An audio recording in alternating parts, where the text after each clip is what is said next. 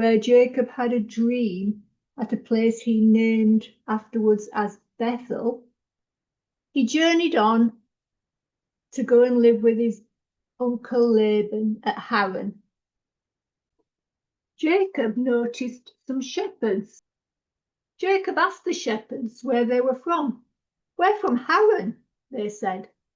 "Ah, do you know a man called Laban?" "Yes, we do. And his daughter Rachel is over there, tending to the sheep." Jacob greeted Rachel and helped her. He moved a large stone so that the sheep could have a drink from the well. Jacob met his uncle Laban. Laban was pleased to see him and said, "You are welcome to stay. What would you like to have as wages? You can't work here for me for nothing." Laban had 2 daughters. The eldest was called Leah and the youngest was called Rachel. Now Jacob loved Rachel. Jacob agreed to work 7 years for Rachel. After 7 years, Rachel would become his wife. The 7 years seemed to fly by. It seemed no time at all. Laban gave Jacob a wedding feast. After the wedding feast, when Jacob woke in the morning, he was horrified. It wasn't Rachel, but Leah sleeping next to him. Laban had cheated him. "Why have you cheated me? I worked 7 years for Rachel, not Leah." "Ah," said Laban, "but the tradition is the eldest daughter has to marry first. I will give you Rachel in 1 week if you promise to work another 7 years for her." Jacob agreed to this. 1 week later, he was given Rachel as his bride, the one he truly loved. So now Jacob had 2 wives, Leah and Rachel. Now Leah, God could see, was unloved, and he had pity on her. And he gave her sons. The first son was called Reuben, the second Simon, the third Levi, and now thought Leah, "My husband will turn his affections towards me for all these children I have borne him." Rachel had no children. The 4th child that was born to Leah was called Judah, and this time, instead of looking towards her husband for affection, Leah just thanked God, praised God for her son Judah.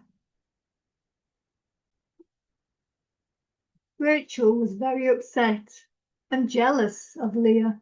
She actually blamed Jacob that she had no children. "No, Rachel," said Jacob. "It's God who will decide whether you have a child or not." Rachel became very impatient and told Jacob to have children with her servant. He did. The first child the servant bore was called Dan, and then she had another that was called Naphtali. Then Leah, who thought she could no longer have children, told Jacob to take her servant and have children with her, and he did. The children that Leah's servant had with Jacob were called Gad and Asher. One day Leah prayed to God, and God gave her another child from her own body called Issachar. Then Leah had another son, and she called him Zebulun. God, though, never forgot Rachel. He remembered her, and she prayed to God. And eventually, God blessed her with a son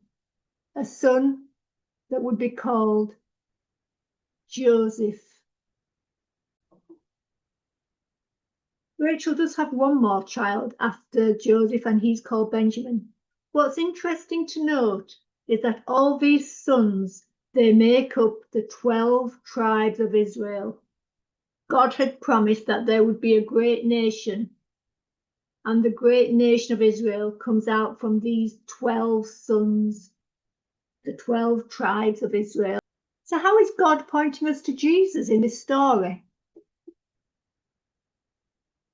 Jesus came directly from the tribe of Judah. One of Leah's sons is Judah.